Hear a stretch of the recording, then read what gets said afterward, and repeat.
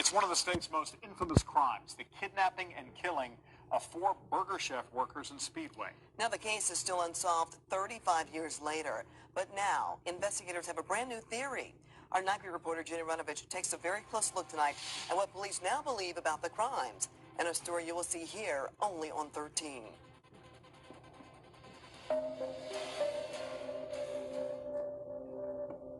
I just feel like, here's this particular area.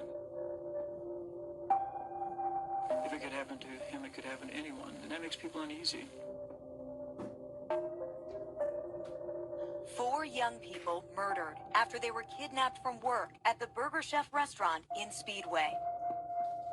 The Speedway Police Department and the Indiana State Police announced that the bodies of Jane C. Freed, age 20, Mark S. Flemons, age 17, Daniel R. Davis, age 16, Ruthie Shelton, age 17, have been discovered late this afternoon in Johnson County, Indiana. It's been 35 years, but Teresa Jeffries can't forget losing her older sister and the chill in the air. When fall hits, when the weather starts getting cold again, the day after she was buried was Thanksgiving. I have 2 children alive and 1 in heaven. Together, sister and mother share family memories. The dress Ruth wore in the family photo. The last dress that my grandmother had made for her. And a high school ring are keepsakes they'll cherish. She was my only sister. I idolized her. I wanted to be just as happy and go lucky as she was. Jeffrey says she still has nightmares thinking about how her sister and the 3 other Burger Chef employees were brutally murdered. I honestly believe that it will never be solved. This case takes absolute priority over all other matters at this time. Video you haven't seen from the WTHR archives for more than 3 decades.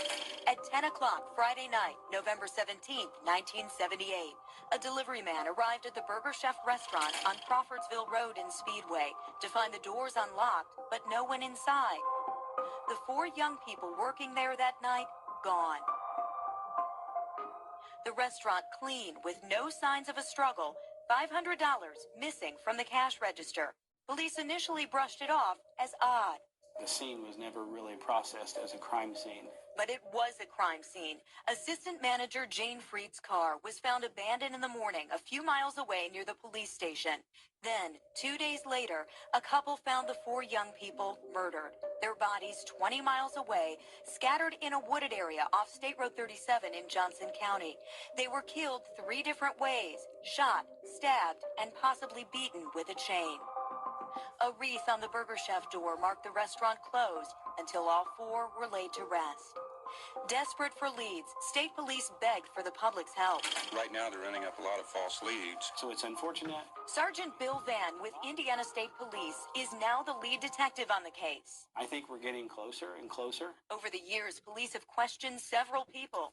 These pictures here are 2 people of interest that was seen that at near closing time of the Burger Chef in Speedway. Investigators made these clay busts just after the 1978 crime to show the public those suspects, labeled by police as the clean-shaven man and the bearded man.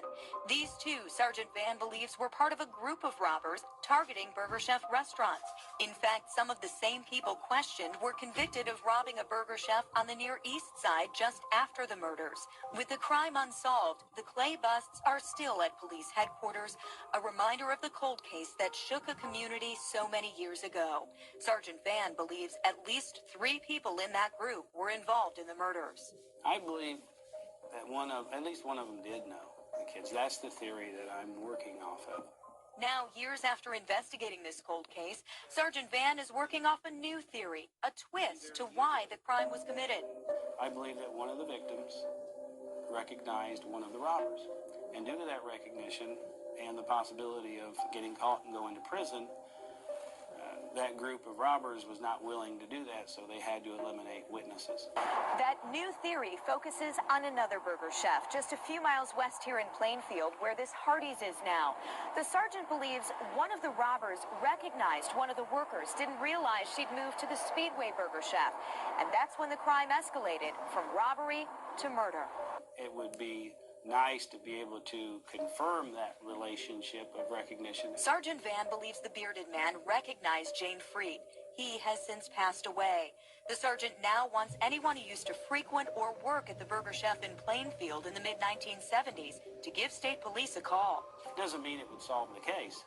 It just means that it would put another piece in the puzzle one step closer. I'd love to raise our children together. Ruth Shelton's family says with each passing fall season, their hope for closure fades, but their memories do not. Because she was a good person. She was liked. If you know anything, let them know.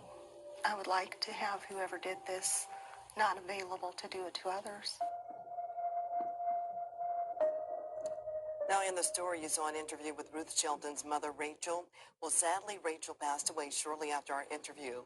State police now want to hear from anyone who worked or even frequented that Burger Chef in Plainfield. Please call state police if you have any information. That number there on your screen, 317-899-8508. You can also go to our website at WTHR.com to see a slideshow of the photos. Doug Carter, Superintendent of the Indiana State Police. The lead investigator on this case now, Bill Dalton, who is the investigative first, also apologies, and available for questions will also be Lieutenant Jim Teely from the Speedway Police Department. At this time, it's my pleasure and honor to introduce to you the Superintendent of the Indiana State Police, Doug Carter. Just from me, very brief comment. The people you see to my right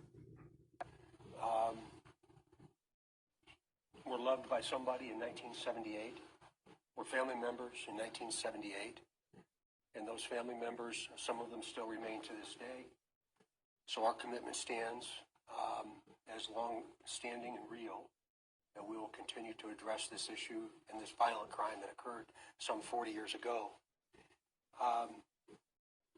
It's a bit ironic to me that we're in the museum today, that this event is being held here today. And I think that's an indication, albeit an unintentional one, of how history continues to define who we are as a profession and as an agency, and as people that are bound and determined to answer questions to you, to eventually bring the people that did this to hand. It certainly would be my hope that eventually we will. The other thing that I think is fascinating from an internal perspective within the ISP is we have members of the agency that are currently here serving as Indiana State Troopers, whose grandfather was a crime scene technician 40 years ago. And what that says to me is that we have had members of the ISP, members of Speedway PD, members of IMPD, IPD at the time, the Johnson County Sheriff's Office, Morgan County Sheriff's Office, and that list can likely go on and on and on, that have died not knowing what occurred to this family 40 years ago. And that's a very, very real, and frankly, to me, it's very profound. Technology has come a long ways since 1978. The way in which we communicate has come a long way since 1978. Our relationships are different. Our approach is different. And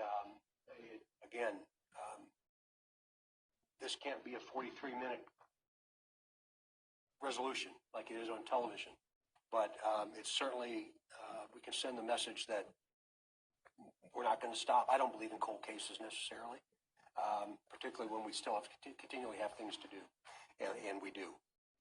I couldn't be more proud for Sergeant Bill Dalton, Captain Cohen, Lieutenant Jeff Herron in the back for their resolute ability and desire to continue to perpetuate this after all these years.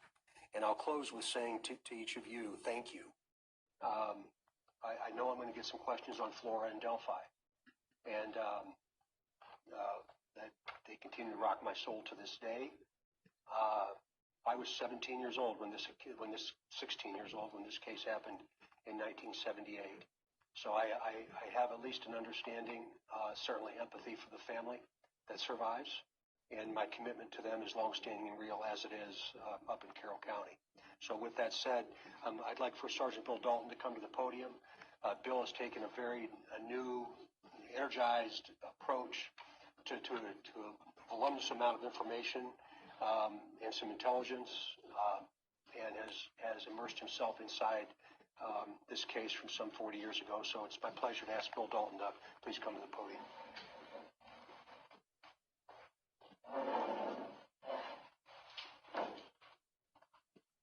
Good morning. I am Bill Dalton. I was assigned investigation. I received this position in February of this year, and coming in and receiving this position, part of my responsibilities are to manage cold cases, and this is one during my time when I was in investigations. This was a case that was previously held by my predecessor, Bill Van, who worked very, very hard on this case and had it for numerous years. And it was a case that we discussed briefly in different conversations, but I never really dove into the case with him. And it's not until now that after his retirement and me assuming the I start the tremendous amount of work that come from the detectives that worked on this case before. The binders you can see, and we bring them over. There are 24 binders on this case, and that's just part of the paperwork associated with this. There are thousands of pages and countless man hours and dedication by numerous detectives over the years who have worked on this case, and as the superintendent mentioned, just the dedication by those, because this affected people or infected the investigators over the last 40 years, and some of them, and I'll speak to it in a moment, but some of those detectives that I'm speaking to now carry this with them every day and continue to think about this case every day. So when I received this case, I had to make a decision on kind of the approach in which it was going to be investigated, and it has been run down, and there's been numerous newspaper articles, magazines, and news stories that have talked to some of the retired detectives, and those investigators who are great investigators, which is proven by the work in those binders, all fell short of being able to get to that level to be able to get charges or prosecution. So with that, and with my lack of information coming into this case, I'm going to use that to kind of come in with fresh eyes, a new perspective, and a new look, and not come in picking up based off of one theory that the investigators worked before.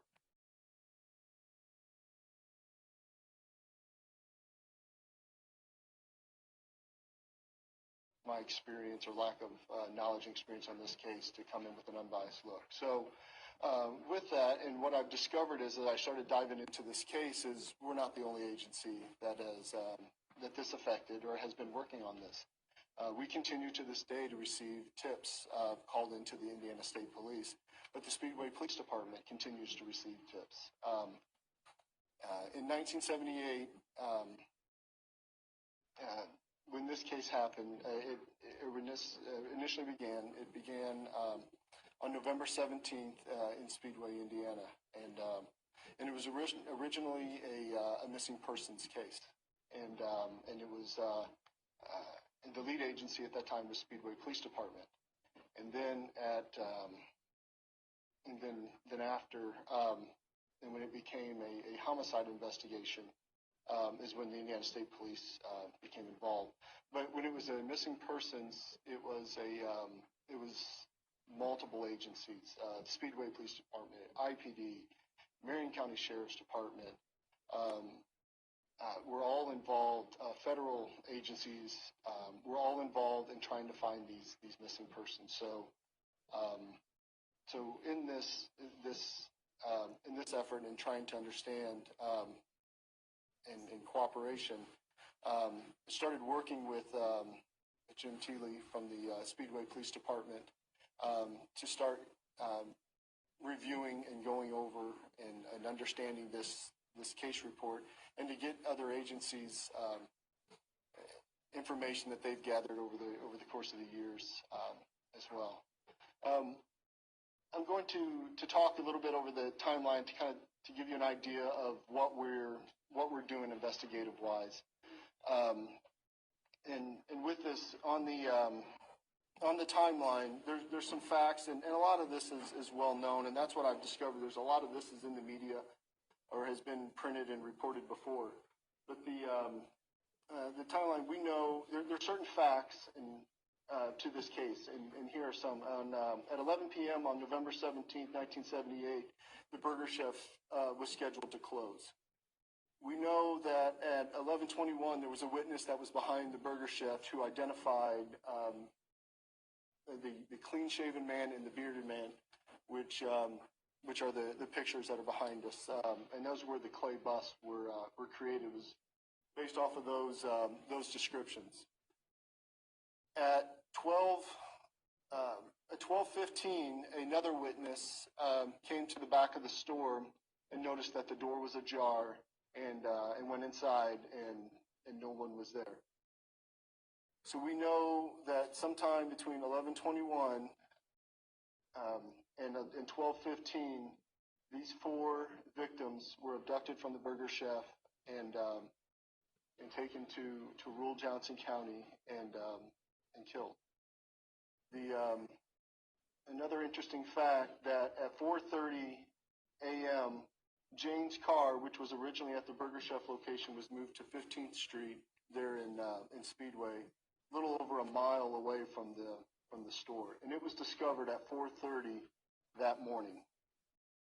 And it wasn't until November 19th in rural Johnson County, in the area of State Road 37 and 100 North, or I think it's 700 North. They're in Stones Crossing Road.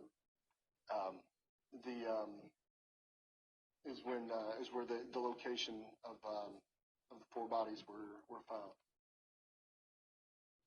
Something that we have not released before, and it's not something that we have done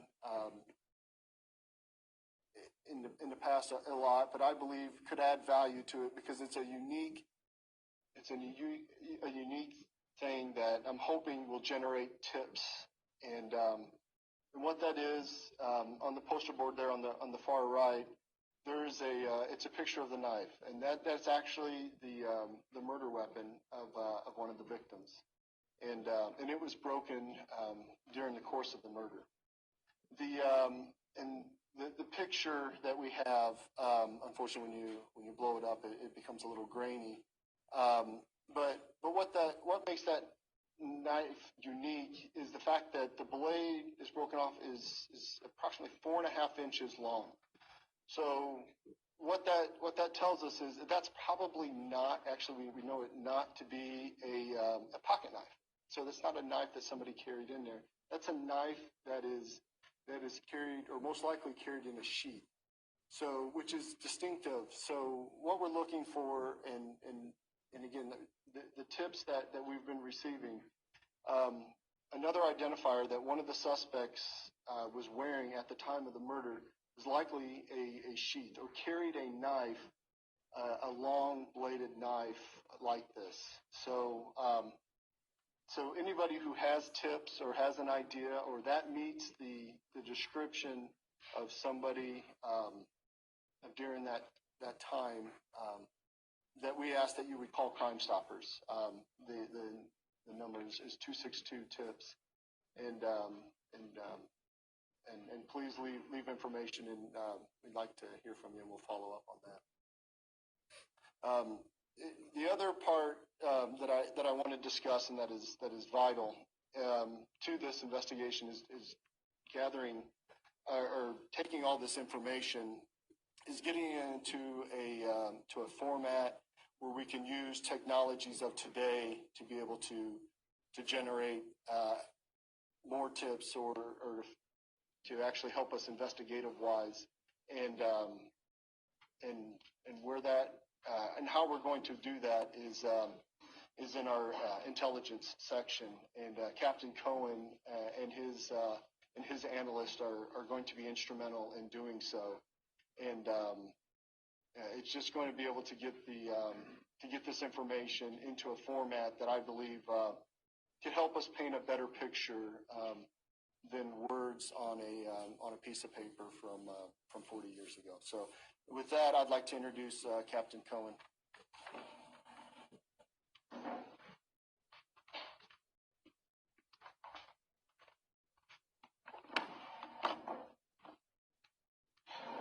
First Sergeant Dalton asked me to talk to us a little bit about the work of criminal investigative analysts and what they're doing in this long-term complex investigation.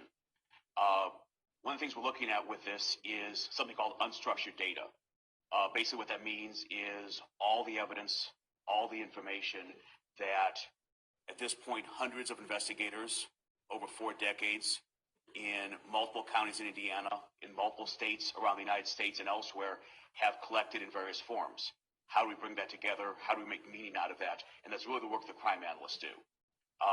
Just those 20 plus binders that you see to my right, other pieces of information, talking about unstructured data, there may be leads, there may be information that's impossible for a single investigator or a team of investigators, even reading every word of it, to find the patterns, to find the consistencies, to find the inconsistencies.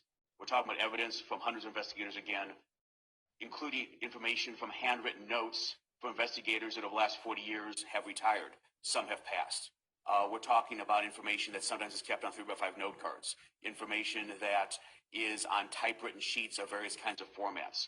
And what the crime analysts are doing is using available technology that wasn't available in 1978, wasn't available even 5 years ago, to bring that together, to look for patterns among individuals, to look for sequences of events, to look among various statements and other pieces of evidence. How do they fit together like pieces of a puzzle? And that's really the work that's being done at this particular time, is trying to pull all that information together using terms that many of your viewers have heard, things like machine learning, artificial intelligence. Tools that started for scientific research, for academic research, started for the intelligence community, and now have made their way to be accessible for us to use on these long-term complex investigations. And unfortunately, it still is not at the level of technology of what many viewers have seen on television, where you dump everything into there and then a machine spits out, this is the answer, this is the person you're looking for. There still is a lot of work to be done by investigators, but nonetheless, what we're looking at is the ability to leverage available technologies of 2018 for a crime that occurred in 1978, 40 years ago. A crime that occurred, frankly, 5 years before the Commodore 64 computer came out. And how do we pull that together, not just to pull the information together, but to use other investigative technologies, to use things ranging from facial recognition to other kinds of collation to pull the information together. With that said, I want to go ahead and turn this back over to Captain Burston, and he can, I believe, open this up and see if anyone has any questions for anyone that's here. Thank you, Captain. Prior to opening up for questions, I'm going to invite First Sergeant Dalton to come back up and make a very special introduction of a very brave person that you're going to get to hear from directly. First Sergeant Dalton. Thank you. I would like to introduce Teresa Jeffries. She is the sister of Ruth Shelton, and she'd like to say a few words here today.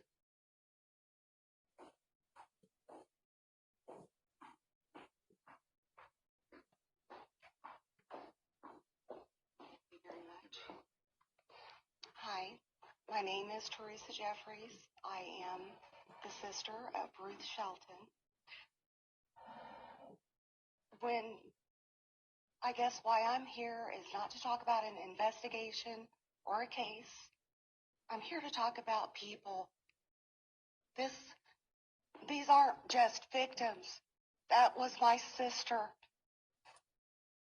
That was her co-worker. Jane, Mark, Daniel, and Ruth are real people with real families, with real friends that deserve justice. I am sure that everyone here has lost someone of importance in their life. And when you do, it's devastating. But you go through the grieving process and you go through whatever ritual that you need to do, whether it be a funeral or a wake, and then you try to move on. But when there's a murder involved in this, it's harder to move on because all of the boxes, all of those steps that are supposed to be taken aren't complete. We don't have all the answers. And there's someone out there that does. Technology is wonderful, and I hope that before my time on earth is gone, that I have those answers.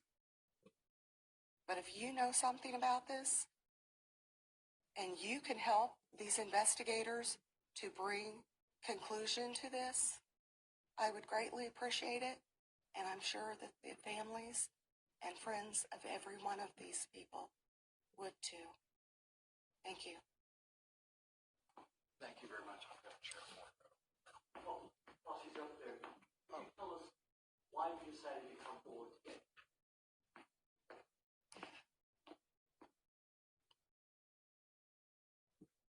My sister, as I said, is a human being. She may not be alive today, but she's a human being. Everyone grieves in their own way. Some people can bury someone and move on. Some people can't. To me, not wanting to see this through and to know all the answers would feel personally as if that I were saying she wasn't important enough.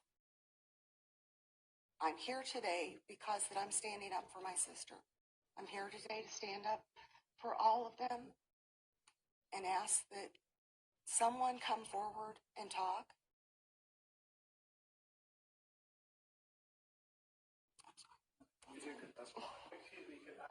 We'll have an opportunity for more. Just a second. At this time, we're going to have availability for individual questions for each of the people that spoke.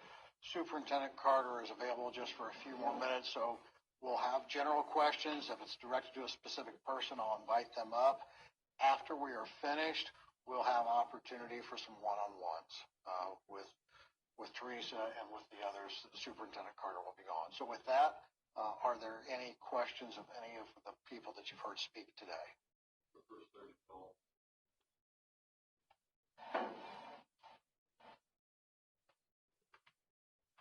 Sergeant, is there anything when you look through the file that jumped out at you and said, hey, here's something I think we need to dig into, or, you know, something that really sparked your imagination and maybe an avenue?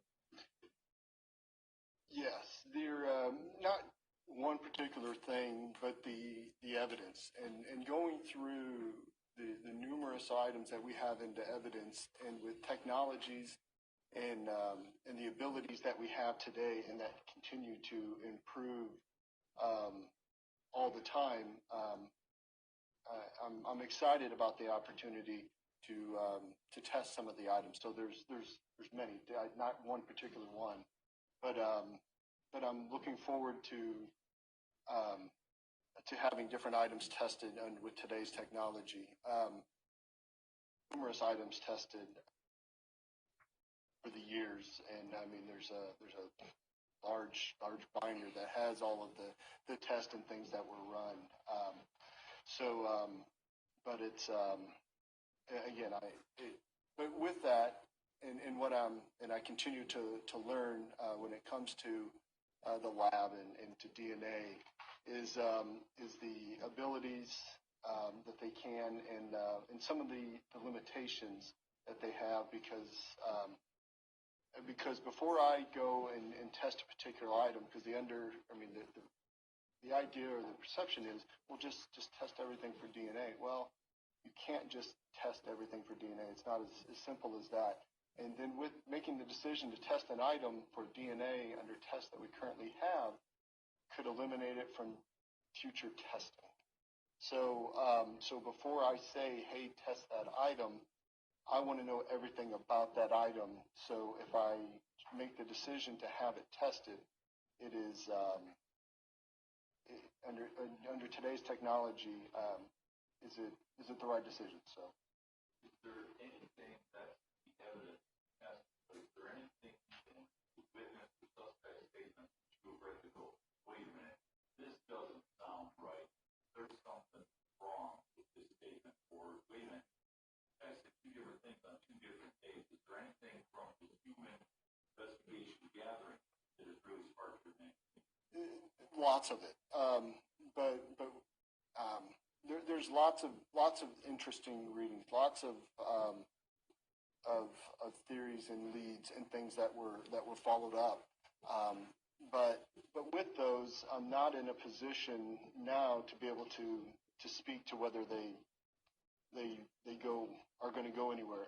That's where I'm working with Captain Cullen and his analyst to be able to paint a better picture, understanding, to be able to put those tips and that information together.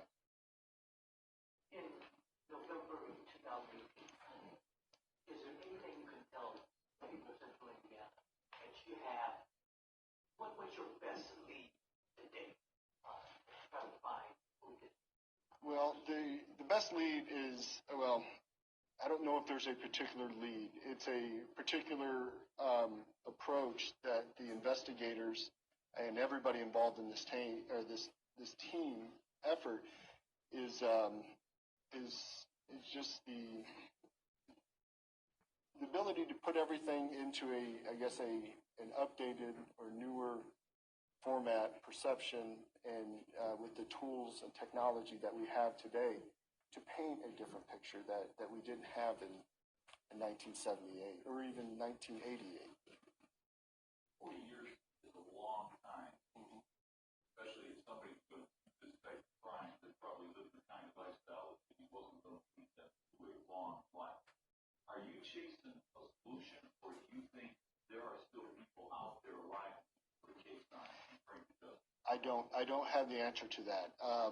Whether they're alive, I don't have the answer to whether they're alive or not because I don't know names. I don't know who they are. And what I'm chasing, well, I'm chasing answers. I'm chasing answers for Teresa and for the family members. They deserve closure, and somebody knows. I mean, somebody has carried this secret for 40 years, and it's time to unload that secret, that burden, and and call in and give us that piece of information that we need to be able to hold somebody accountable for this.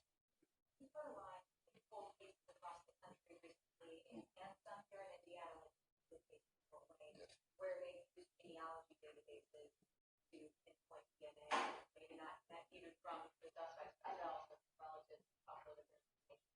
Is that something you're utilizing in this case, or at least exploring? Well, of course. I mean, any technology, anything we have, we would absolutely use. No. I mean, to answer, no. We're actively not doing that. Would we? Absolutely. But no. I mean, any tool that's available to us now, we will absolutely use. So considering it, but haven't done it yet. Correct. How many tips have you had?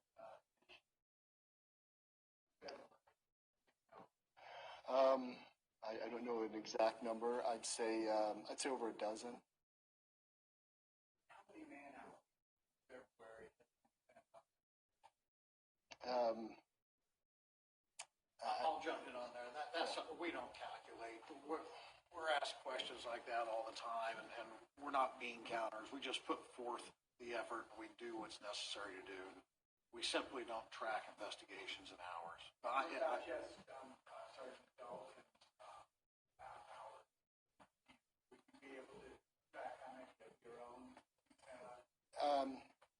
I mean, I have the hours at work. I manage a group of detectives, and we manage because the cases never stop coming in. So I work on it as much as I can throughout the week, and it's, I mean, admittedly so. It's one of those things.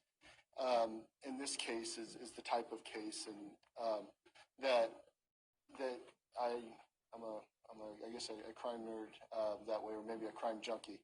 That I read this stuff on my own time. It's so much information, so I don't have any idea to be able to track it in hours. It's always on my mind. Is there more evidence that investigators are holding close to the vest, or are all your cards on the table at this point? And what made you decide to release it? What made you decide to release this tonight? No, there's more evidence and stuff that we have. The reason for releasing the knife is because we're looking for that. We wanted to release something that has not been released, and we think that this is something that is distinctive enough that it may carry the weight to be able to help somebody. It may be, that I recognize that John Doe in 1978 always carried a knife in a sheath, and I always assumed that he, or thought he may have been involved, but I just never wanted to believe it. So it may just be that extra motivation to call in. Sergeant Dalton, looking back over this case, what do you think are the greatest obstacles that haven't been resolved? There's many obstacles. I mean, the fact that it's 40 years removed, so having to create or to present a case, because the same burden that they had in 1978 that a prosecutor has to believe beyond a reasonable doubt is the same burden we have today, and it's made by hurdles because of those investigators who are no longer here, or witnesses who have passed. Those are hurdles that we have to overcome. But cold cases are solved all the time. So they're just hurdles, and we'll work to overcome.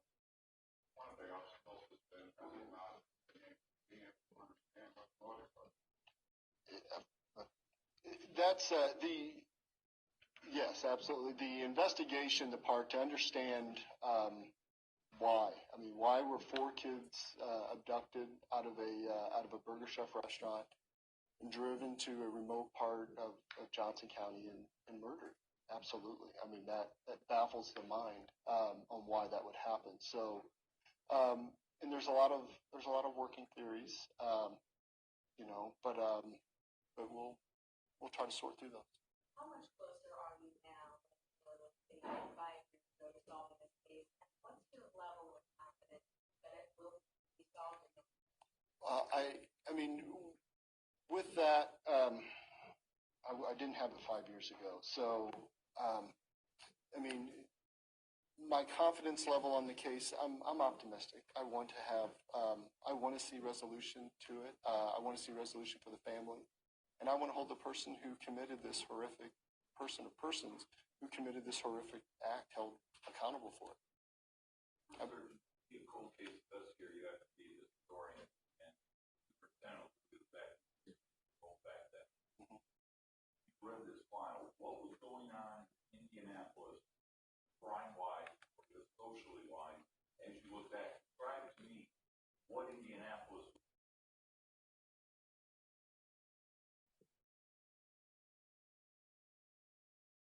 There's a theory that had been worked by the detectives over time. There's a working theory of other robberies, restaurant robberies, specifically Burger Chef, over the course of the time. So those are different theories that were worked. So, and is that a possibility? Yes, it absolutely is. But it's something that we'll look into. But I mean, there's so many different theories, leads, tips and information that we have in this, which is why I solicited the help of Captain Cohen and his crew, is to help make sense of this information. And so that's, I hope that answers your question.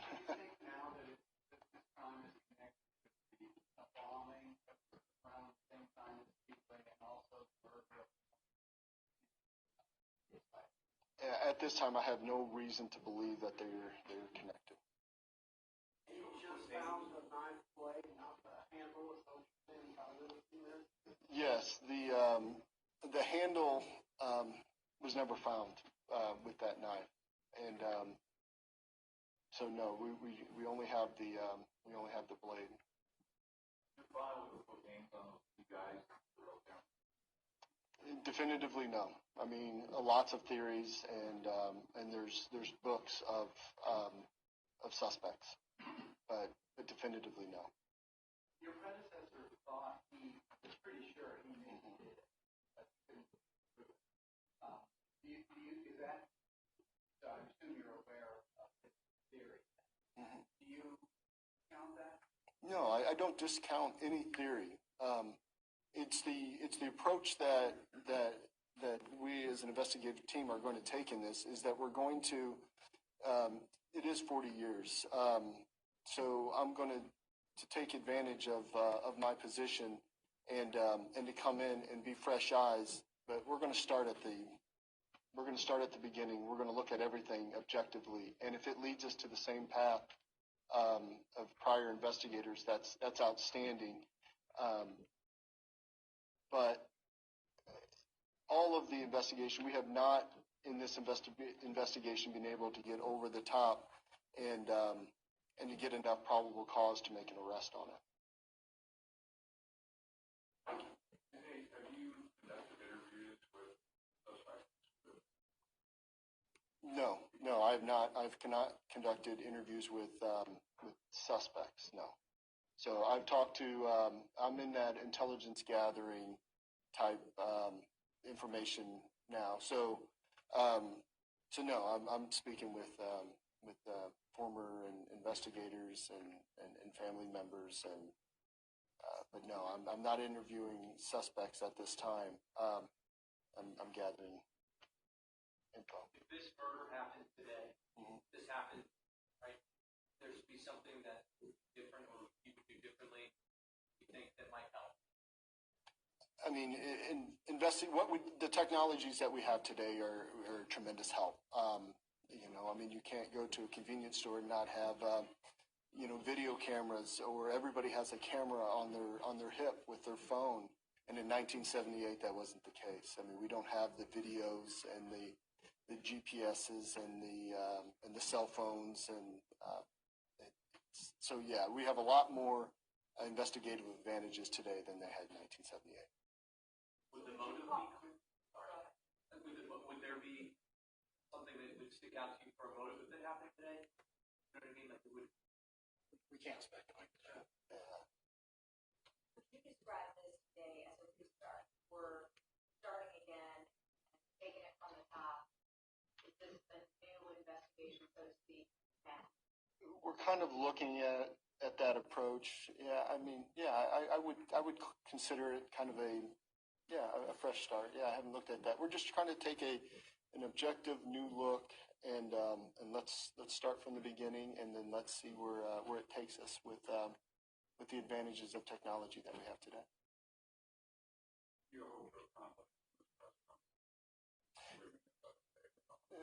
Word of mouth, and discussion. It's easy to keep a 40-year-old secret if nobody talks about it.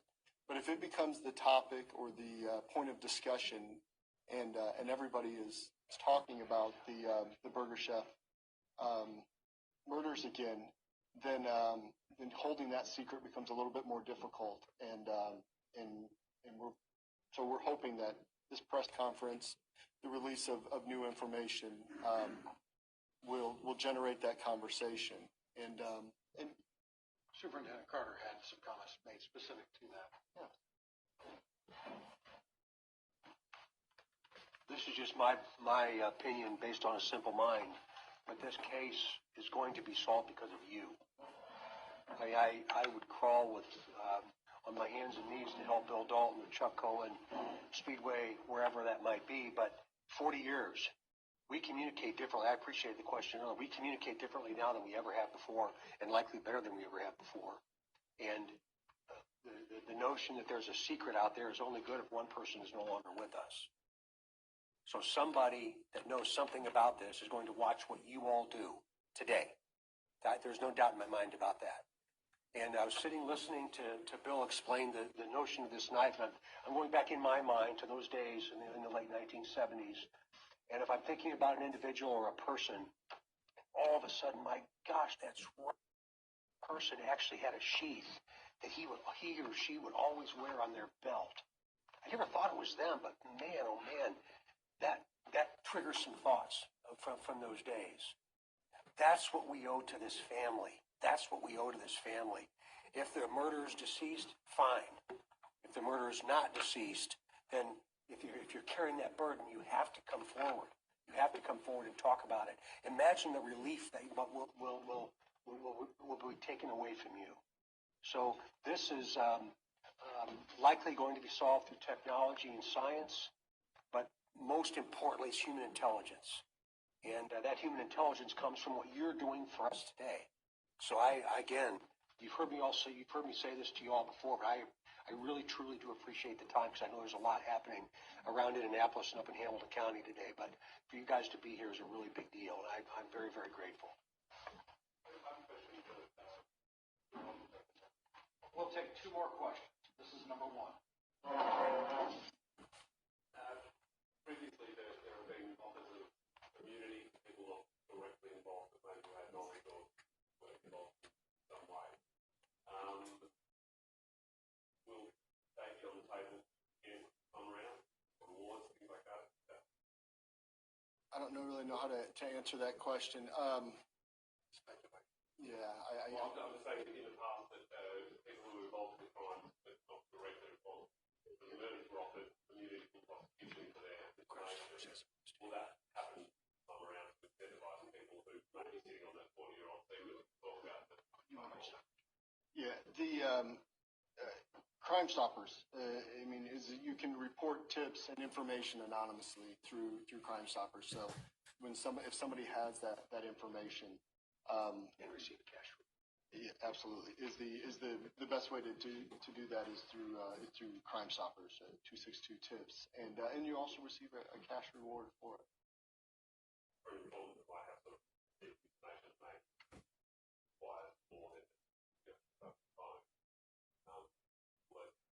Well, and you can still leave that information through Crime Stoppers, and then you can relieve contact information if they wish to be contacted. So. If somebody wants to be anonymous in the tip, we will hold them anonymous. That's your question. Any other questions? I got one more. Last So the question. knife looked like that 4 years ago when you found it? No, the picture was taken out, this picture was taken in 2003. We didn't want to use the picture that was taken immediately after. So this picture was taken in 2003, which is why we couldn't get the resolution, and when we blow it up and it started to pixel. But yes, that is the actual knife. That brings our formal event to a close. As I mentioned, we'll have some brief availability if any of you want to individually speak with any of the speakers. I want to again publicly thank Lieutenant Thiele for making himself available to be here today. If anybody had questions direct to Speedway, your opportunity to do that would be in our after event. Again, thank you all very much, and this brings us to a close.